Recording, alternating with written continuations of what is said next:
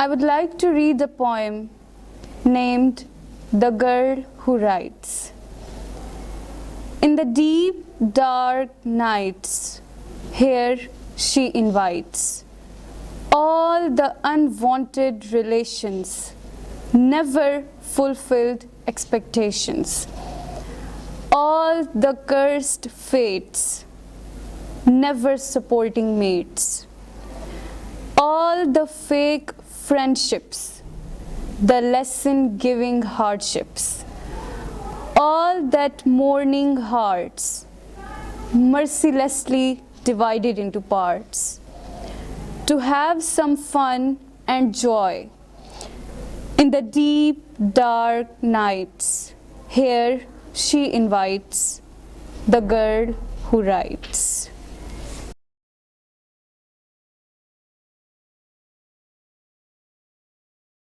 So viewers, it's me कुरातुल्लैन। अब आप लोग ये सोच रहे होंगे कि हमें यही पोइम क्यों सुनाई गई।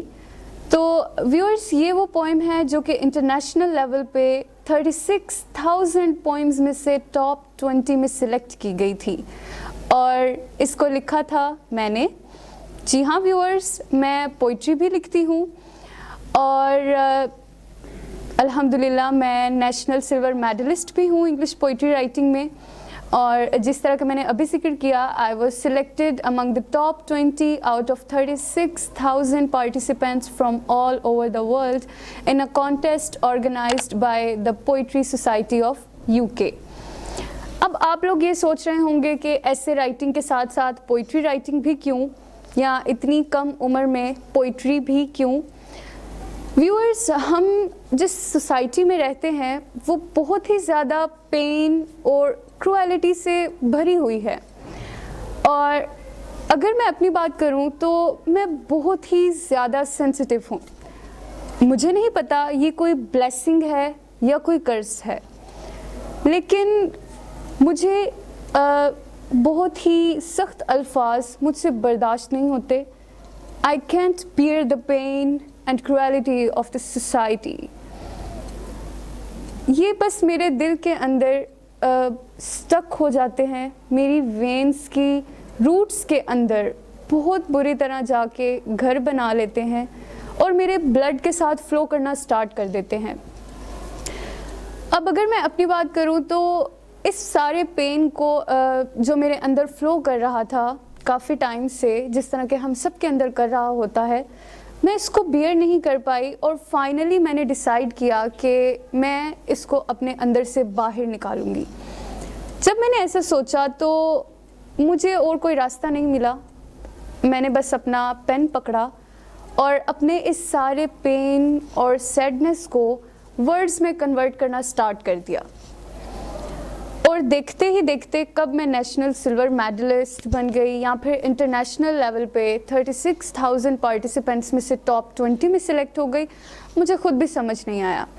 लेकिन एक बात मुझे अभी तक याद है, जब मैंने पोइट्री लिखना स्टार्ट किया था मुझे बहुत ज़्यादा मेंटली टॉर्चर भी किया गया था। और पहली बात जो एक राइटर को इस सोसाइटी के अंदर सुननी पड़ती है, मैंने भी सुनी कि राइटर, तुम्हें सच में लगता है तुम एक राइटर बन जाओगी?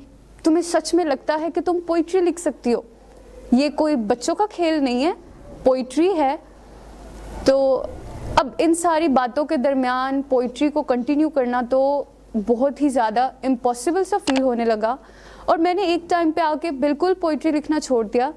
लेकिन ऐसे में मुझे लगता है कि मैं बहुत ही ज़्यादा खुशकिस्मत थी कि मुझे एक टीचर मिले, एक ऐसे टीचर जिन्होंने मुझे ये बताया कि कुरातुल्लैन, तुम उससे बहुत ज़्यादा अचीव कर सकती हो जितना तुम सोचती हो।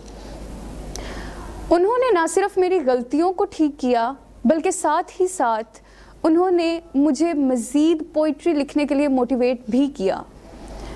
और वो एक ऐसे टीचर थे जिन्होंने मेरे वर्ड्स को, मेरी पोइट्री को, मेरी क्रिएटिव राइटिंग, मेरे उस पेन को उसके मिस्टेक्स के साथ एक्सेप्ट किया था। वो कोई और नहीं बल्कि सर फारूक आज़म हैं और मैं आज यहाँ पे स्पेशली उनको थैंक्स भी बोलना चाहती हूँ, क्योंकि व्यूअर्स, अगर मैं आपके साथ शेयर करूँ, अपना ओपिनियन, तो मुझे ये लगता है कि अगर आज मैं मेरे ख्याल से अकॉम्प्लिशमेंट्स तो बहुत दूर की बात है, नेशनल सिल्वर मेडलिस्ट होना या इंटरनेशनल लेवल पे पोजीशन होल्डर होना तो बहुत दूर की बात है। मैं एज अ राइटर भी आपसे बात ना कर रही होती अगर मेरी लाइफ में वो टीचर ना आए होते। सर फारूक आज़म खुद भी एक राइटर हैं, उन्होंने अपनी भी पोइट्री की बुक्स पब्लिश की हुई हैं और उनकी एक बुक आई वंस लिव्ड मेरी मोस्ट फेवरेट है, जिसको ऑलमोस्ट मैंने 6 to 7 टाइम्स रीड किया है। तो यहाँ पे मैं उनको स्पेशली थैंक्स भी बोलना चाहती हूँ कि उन्होंने मुझे इतना सपोर्ट किया और मुझे इस काबिल बनाया कि आज मैं सबसे एज अ राइटर बात कर सकती हूँ।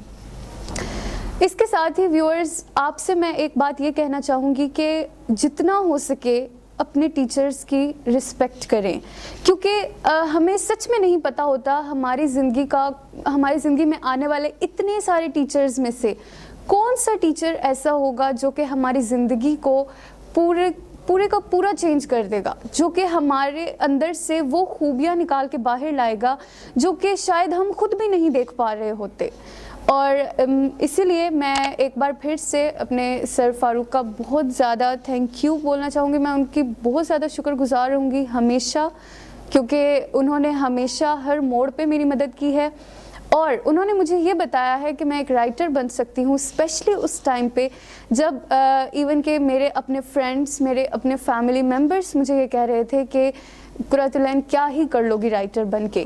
तो आज मैं उन सब लोगों को भी बताना चाहती हूँ कि मैंने क्या अचीव किया है एज अ राइटर, और साथ ही साथ मैं आप लोगों को भी ये एडवाइस करना चाहूँगी कि प्लीज़ जितना हो सके, जितनी हो सके अपने टीचर्स की रिस्पेक्ट करें, कभी भी उनको हर्ट मत करें।